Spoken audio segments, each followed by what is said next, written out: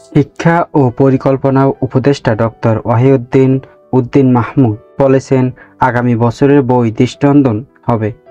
জানুয়ারি মাসে সব পাঠ্যপুস্তক শিক্ষার্থীদের হাতে পৌঁছে দিতে হবে।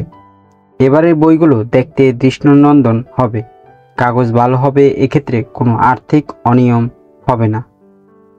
সচিবালয়ে আয়োজিত এক সংবাদ সম্মেলনে কথা বলেন তিনি।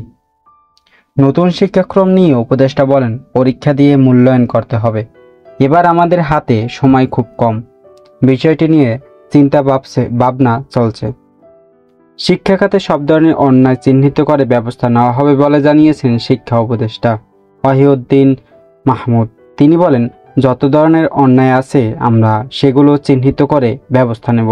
এখন তো শুরু করেছি প্রশাসনের শীর্ষ পর্যায়ে থেকে, কিন্তু আমি বলবো বিশৃঙ্খলা করা যাবে না, রাতারাতি সবকিছু পরিবর্তন করা যাবে না। শিক্ষা ও পরিকল্পনা উপদেষ্টা ডক্টর ওয়াহিউদ্দিন মাহমুদ জানার, দেশের সবগুলো পাবলিক বিশ্ববিদ্যালয়ের উপাচার্য ভিসি নিয়োগের প্রক্রিয়া চলছে। সবার গ্রহণযোগ্য ব্যক্তিকে ভিসি নিয়োগ করা হবে বলে উল্লেখ করে সবার সহযোগিতা প্রত্যাশা করেন তিনি।